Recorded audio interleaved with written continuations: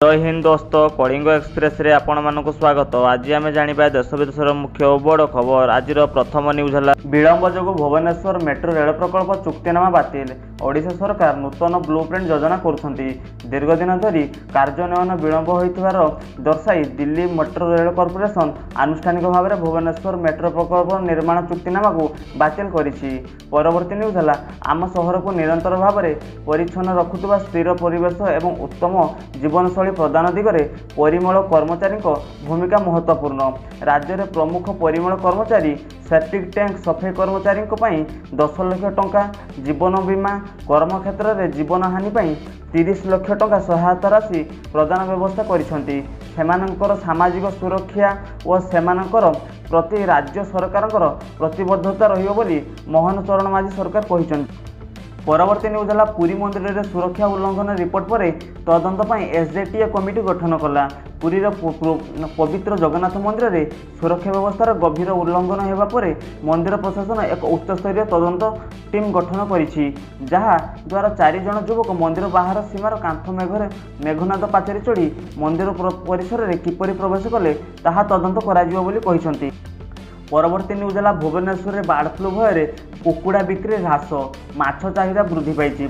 खोर्धा जिले में board flu रोगी चिन्हट होगा पर भुवनेश्वर कुकुड़ा बजार उपर छाई पड़ी, जहाँफल सहर सारा कुकुड़ा बिक्री तीव्र ह्रास घटी।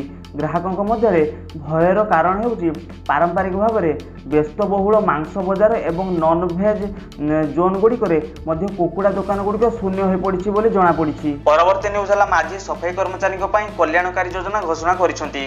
ओडिशा घोषणा करिछि ग्रेड 1 कोर सफाई कर्मचारी 10 लाख जीवन बीमा। भुवनेश्वर मुख्यमंत्री मोहन चरण माझी शनिवार लोकसभा भवन कन्वेंशन सेंटर में अनुष्ठित मौलिक पौरमल कार्य सुरक्षा गरिमा एवं अंतर्भुक्तिकरण को परिवर्तन करने शीर्षक एक जातीय कर्मशाला प्राय 20,000 श्रमिकों को लाभ देवा संभावना थिबा परिलक्षित होइछि। ऐतिहासिक घोषणा गुड़िक विभिन्न सहरांचल में सेप्टिक एवं स्वराज सफाई कार्य में नियोजित मुख्य परिमल कर्मचारी 10 लाख टंका जीवन बीमा कवरेज अंतर्भुक्त। दुर्घटना जनित मृत्यु से 30 लाख टंका क्षतिपूरण पाइबे।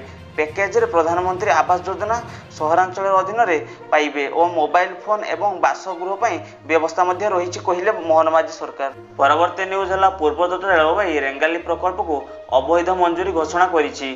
ओडिशा प्रदूषण बोर्ड एनजीटी भर्सना करिसेंती। संबलपुर जिला पूर्वतट रेलवे रेंगाली रेल साइड को परिवेशगत मंजूरी प्रदान करने जातीय सबुज ट्रिब्यूनाल पूर्व जोन बेंच ओडिशा राज्य प्रदूषण नियंत्रण बोर्ड को कड़ा भर्सना करिसेंती, जहाँ एहार निजस्व निर्देशालयर खलाखली उल्लंघन करिसेंती। परवर्ती न्यूज है ब्राह्मणी नदी विपद संकेत अतिक्रम कला।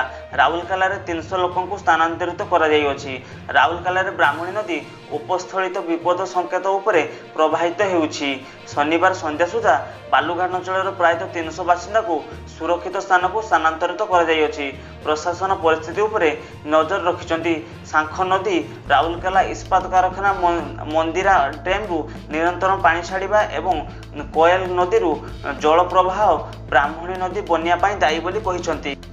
आगामी न्यूज है रायगड़ा सरकार एआई चलित मातृ एवं शिशु स्वास्थ्य मॉनिटरिंग प्रणाली आरंभ करेंगे।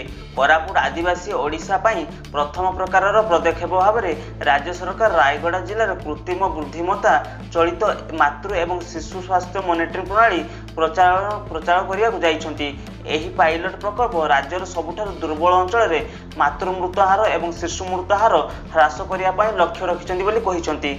स्वास्थ्य एवं परिवार कल्याण विभाग अधिकारी अनुजाई गभीरधार समय गर्भवती महिला स्वास्थ्य उपर नजर रखापी पायलट एआई आधारित डायग्नोस्टिक किट नियोजित करेंगे। सफल परीक्षण पर पूर्वर स्वीकृत होता किट गुड़ी को आगुआ स्वास्थ्य सेवा कर्मी माने समयोचित हस्तक्षेप एवं उन्नत स्वास्थ्य फलाफल सुनिश्चित करने जटिलतार प्रारंभिक लक्ष्य चिन्हट करने व्यवहार करेंगे।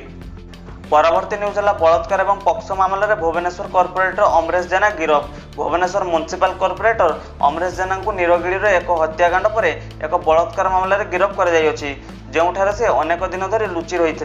पुलिस अनुसार जड़े 19 वर्षीय महिला 23 जुलाई 2025 रे लक्ष्मीसागर थाना अभियोग करथिले जे जेना सेप्टेम्बर 2023 रु तांको सहित यौन शोषण करि आछथि। जेतेबेले से ए पर्यंत नाबालक थिले पीड़िता दाबी करथिले जे जेना तांको स्त्री को छाड़पत्र देवा परे विवाहर मिथ्या प्रतिश्रुति दे तांको प्रलोभित करथिले।